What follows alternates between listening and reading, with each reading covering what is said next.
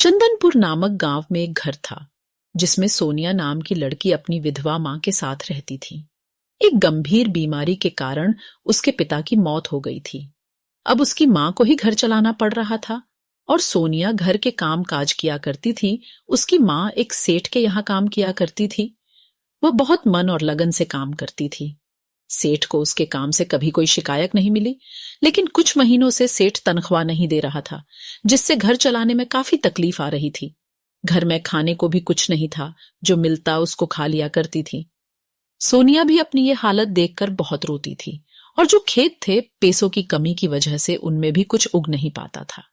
काम पर जाते हुए एक दिन सोनिया की मां को हरिया नाम का उसका पड़ोसी मिला। उसको उनकी हालत के बारे में पता था। वह बहुत लालची और बेईमान व्यक्ति था। उसकी नजर हमेशा उनकी जमीन पर रहती थी। वह सोचता था किसी तरह ये जमीन उसकी हो जाए। उसने सोचा क्यों ना मैं ये जमीन खरीद लूं। शाम के समय मां के काम से आने के बाद सोनिया का मामा भी आ गया था। घर में कुछ बनाने को भी नहीं था। कल के जो बैंगन बचे हुए थे, सोनिया ने उनके पकोड़े बना के मामा के सामने रख दिए। मामा ने पहले तो खाने से मना कर दिया, लेकिन उन पकोड़ों में से बहुत अच्छी खुशबू आ रही थी। मामा ने एक पकोड़ा खाकर देखा। पकोड़ा खाते ही उसने अपनी बहन से बोला, तुम्हारी सारी कमी दूर हो जाएगी अगर तुम बैंगन के पकोड़ों की दुकान कर लो। बस फिर क्या था, दोनों माँ बेटी सोचने लगी।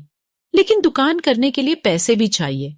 सेठ ने भी कई महीनों से पैसे नहीं दिए थे।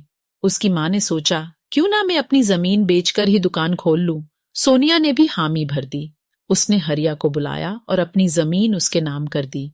दोनों माँ बेटी ने मिलकर बैंगन के पकोड़ों की दुकान कर ली। कुछ समय के अंदर ही उनकी दुकान के चर्चे आसपास के गांव में भी होने लगे। अब लोग दूर दूर से पकौड़े खाने आने लगे। इस तरह उन दोनों माँ बेटी ने अपनी जमीन भी हरिया को ज्यादा पैसे देकर खरीद ली और वे काफी अमीर हो गए। अब दोनों बहुत अच्छा जीवन बिताने लगे।